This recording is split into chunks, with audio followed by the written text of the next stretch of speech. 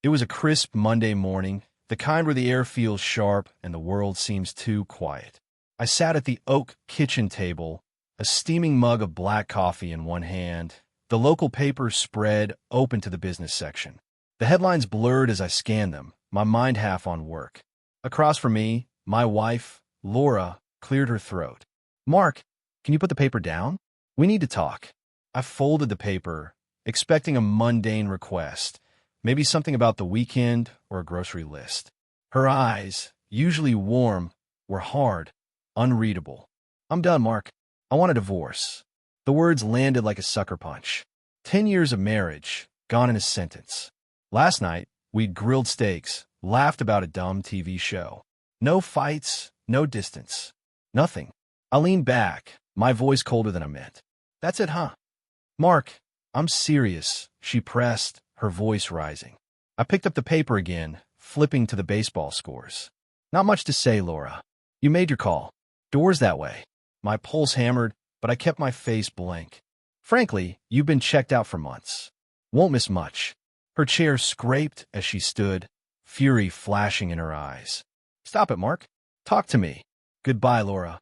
I set the paper down, stood, and walked to my study. The room smelled of leather and old books, a refuge. I grabbed a notepad and a pen from the desk, then pulled a blank envelope from a drawer. Back at the kitchen table, I scribbled a note, "To the guy she's running to, thanks for taking her off my hands. Godspeed." I paused, then grabbed a lottery ticket from my wallet, one I'd bought on a whim at the gas station last night. I added, "Here's a lottery ticket. If you win, maybe it'll keep her loyal this time. You'll need all the luck you can get. Mark." I folded the note, slipped it and the ticket into the envelope, and sealed it. I held it out to Laura, who was still standing, arms crossed. "Give this to him when you see him." Her jaw dropped, eyes wide. You know, Laura, I'm not blind." I pulled the envelope back. "On second thought, I'll mail it myself. Can't trust you not to rip it up. Now pack your stuff and go. You want out? Be out by tonight." "I'm not leaving this house," she snapped. "You don't get to kick me out and move your girlfriend in." I grabbed my travel mug, poured the rest of the coffee, and headed for the door. "Suit yourself. I've got work." On the drive, I stopped at our bank. In 20 minutes, I closed our joint checking and savings accounts, withdrew everything, and emptied our safe deposit box, some old bonds and my grandfather's watch. A new bank near the office, I opened accounts in my name only. Then I called to cancel our shared credit cards, requesting new ones for myself. By the time I reached my desk, it was done. Every financial tie severed, not out of anger, but necessity. Laura wanted a new game. I was playing it. At the office, I buried myself in reports, staying late. Around 7, I grabbed a burger and a beer with Sarah, my executive assistant. She'd been with me 8 years, sharp as a tack, always reliable. Over drinks, I mentioned Laura's exit. "So, I'm a free man now. If your sister's still around, let her know." Sarah grinned, her dark eyes glinting. "Forget Tara. I'm throwing my hat in the ring." I laughed, caught off guard. "You're serious?" "Dead serious, Mark. I've waited long enough." I raised an eyebrow. "Hold up. You knew about Laura, didn't you?" She sipped her beer, unfazed. "About a year. Friends saw her at a hotel with some guy. I hired a PI, got the full picture, dates, times, everything. And you didn't tell me?"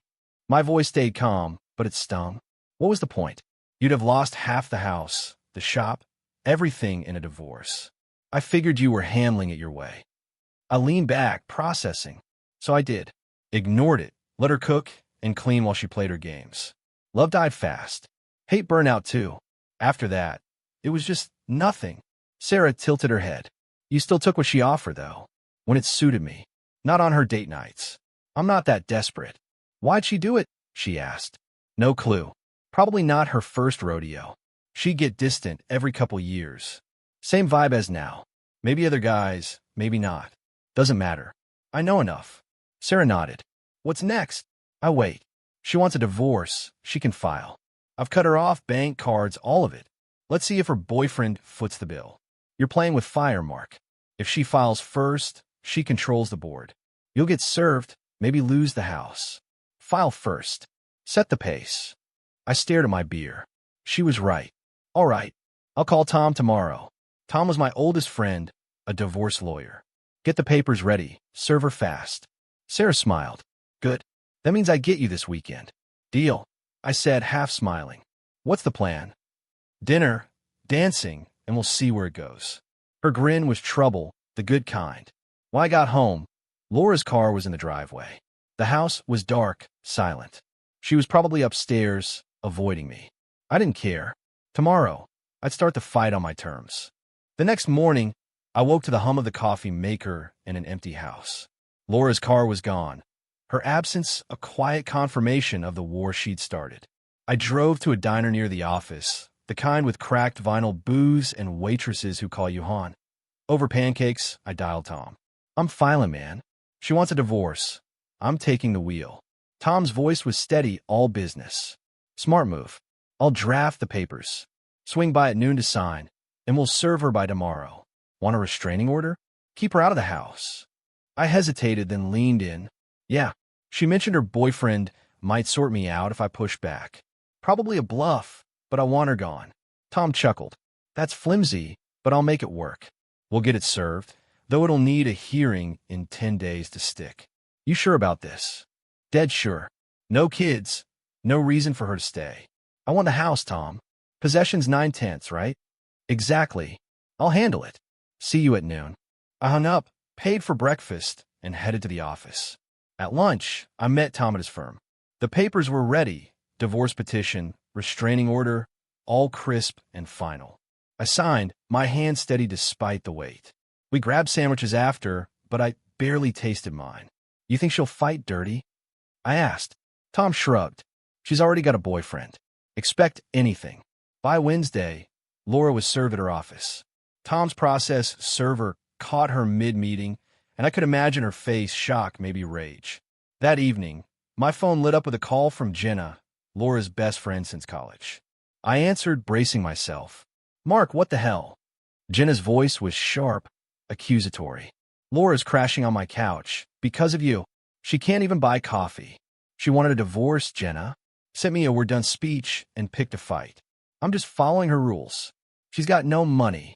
You know her job barely pays. This is cruel. Cruel. I kept my tone even.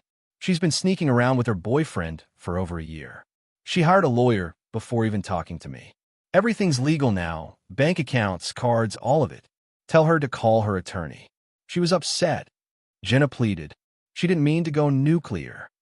Texting I want a divorce and hooking up with someone else isn't a mood swing. She made her bed. I'm done cleaning up after her. Jenna huffed. You'll regret this, Mark. She'll take everything. Let her try. I hung up, my jaw tight. So that was their angle. Paint me as the bad guy for playing by Laura's own playbook. Thursday brought a curveball. My bank app pinged with an alert. Someone tried to withdraw $600 from an old joint savings account, one we hadn't touched in years. I'd forgotten it even existed, a relic from our early days with a small balance. I called the bank, explained the divorce, and had the account frozen. Laura must have found the old debit card and thought she could sneak a grab. The bank flagged it as suspicious. Thank God. I told Tom, who grinned. That's gold, Mark. Shows she's playing games while crying victim. Friday, we had the emergency support hearing. Laura showed up, pale and avoiding my gaze, her lawyer, a slick guy named Harris, by her side. Harris spun a sob story. Laura, destitute, abandoned by her heartless husband. Tom countered with precision. He showed Laura's divorce demand, my canceled cards and transfers time-stamped after her ultimatum, and the attempted withdrawal from the frozen account. My client acted in good faith, Tom said. Mrs. Thompson chose this path, not him. The judge, a gray-haired woman with sharp eyes, wasn't buying Harris's theatrics. She asked Laura why she hadn't tried talking first. Laura mumbled about feeling trapped. I nearly snorted, trapped, while sneaking off with her boyfriend. The judge's raised eyebrow said she wasn't convinced either.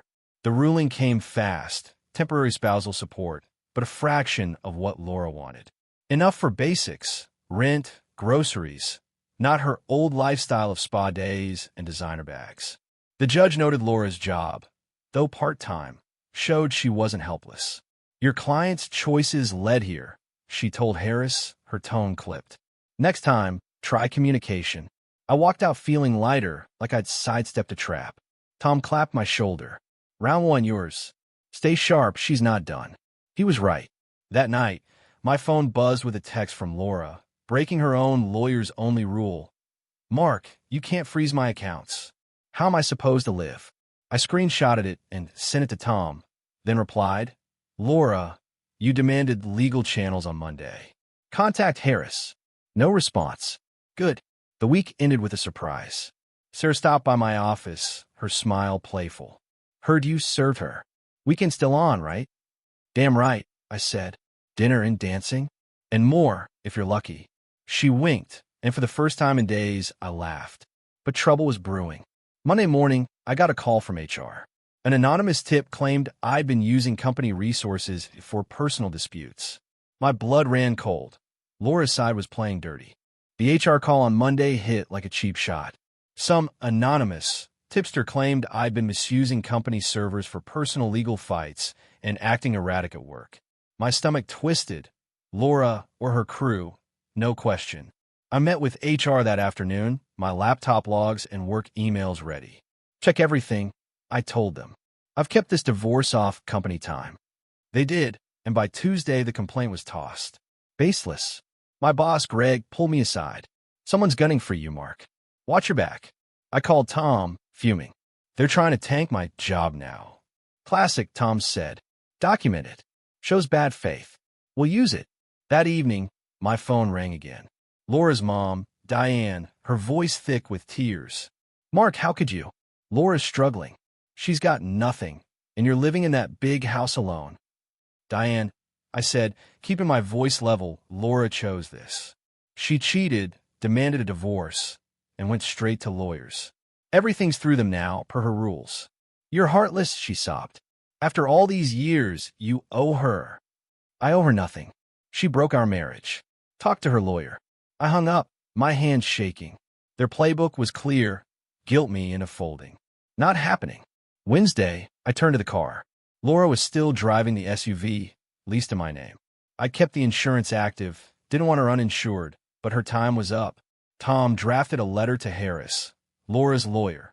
Laura had 30 days to assume the lease or return the vehicle. No more free rides. I stopped the lease payments and set the insurance to lapse at the next cycle. Her problem now, Tom said, she's got support for basics. Let her figure it out. Next, the house. I filed for exclusive use of our home, citing Laura's voluntary exit and a restraining order. Tom pushed for evaluation to prep for a sale or buyout. Laura's part-time gig wouldn't cover a mortgage, so a buyout from her was a pipe dream. You're in the driver's seat, Tom told me. Keep it that way. Then came financial discovery. I suspected Laura might be hiding something, maybe gift from her boyfriend or side cash. Tom filed for full disclosure, demanding every account, transaction, and asset. If she's got a secret stash, he said, we'll find it. Courts don't like games. I started documenting everything. Jenna's call, Diane's tears, the HR stunt. Dates, times, exact words. Tom said it painted a picture of harassment, which could sway the final settlement. They're desperate, he noted. Means we're winning. Friday night, Sarah and I hit a downtown steakhouse, the kind with dim lights and jazz in the background. Over ribeyes, she grinned. You're holding up okay, boss. Barely, I admitted. Laura's mom thinks I'm Satan now. Sarah laughed. Let him cry. You're doing this right, cold, clean, legal. Speaking of legal, I said, you were right about filing first. Save my ass. Told you. She raised her glass. To staying one step ahead. We clinked, and for a moment the weight lifted. But Saturday brought another jab. Laura texted me directly, ignoring her own lawyer's only rule. Mark, you can't take the car. I need to get to work. Stop this. I screenshotted it, sent it to Tom, and replied, Laura, you set the rules on Monday. Contact Harris. Silence followed. She knew she'd slipped. The next week, Laura's team pushed back. Harris filed for exclusive use of the house, claiming Laura needed stability. Tom laughed it off. She left willingly, and a restraining order's in place. They've got nothing. He also flagged Laura's text as a violation of her own terms, adding it to our evidence pile. Then, a bank alert. Another attempted withdrawal from that frozen joint account. Laura was still digging, testing the locks. I called the bank, confirmed the freeze, and told Tom. She's desperate, he said. Keep documenting. This is gold for the judge. The pressure was mounting, but I felt a grim resolve. Laura wanted to fight. She was getting one, on my terms. The car became a battlefield. Laura clung to the SUV, refusing to return it despite failing to qualify for the lease. Harris, her lawyer, argued it was her lifeline. Tom shot back. She's got court-ordered support for transportation. The lease is in my client's name, and payment stopped. We notified the leasing company, and one morning they repossessed it right from Jenna's driveway, where Laura was staying. Jenna called me, livid. You're a monster, Mark. She's stranded. I forwarded the call to Tom without a word. Laura's choice, Laura's consequences. The house fight wrapped up faster. My filing for exclusive use held. Laura's counterclaim fizzled as she'd left voluntarily. We listed the place, a craftsman with a wraparound porch we'd once loved, and it sold in weeks. The equity went into escrow, in neutral limbo until the divorce closed. Laura demanded a bigger cut, claiming she was disadvantaged. Tom scoffed. Her boyfriend's not funding a windfall. Financial discovery cracked the case wide open. Under court order, Laura disclosed everything. Turns out, she'd been stashing cash, gifts from her parents, a small investment account from an inheritance she'd never mentioned. Not millions, but enough to prove she wasn't the broke victim Harris painted. Tom pounced, showing how she'd mingled those funds with our joint accounts over the years, making them marital property. This is why we push discovery, he told me. Liars trip over their own lies. The HR complaint resurfaced in court. We couldn't pin it on Laura directly, but Tom tied it to her pattern of bad faith, her text, the bank grabs, now this. The judge, a no-nonsense type, noted it in the record, his pen tapping like a metronome. After months of stalling, Laura's side caved just before a full trial. Harris kept dragging his feet, rejecting fair offers, but the judge's patience wore thin. Facing a worse ruling, and possibly my legal fees, Laura settled. The terms were clean. House equity split near even, with me getting a slight edge due to her hidden assets. Her stocks divided as marital property. Her personal account stayed hers. Spousal support set at 2 years, low enough to cover basics, but not luxuries, ending if she remarried. We each paid our own lawyers, a relief, dodging a brutal fee fight.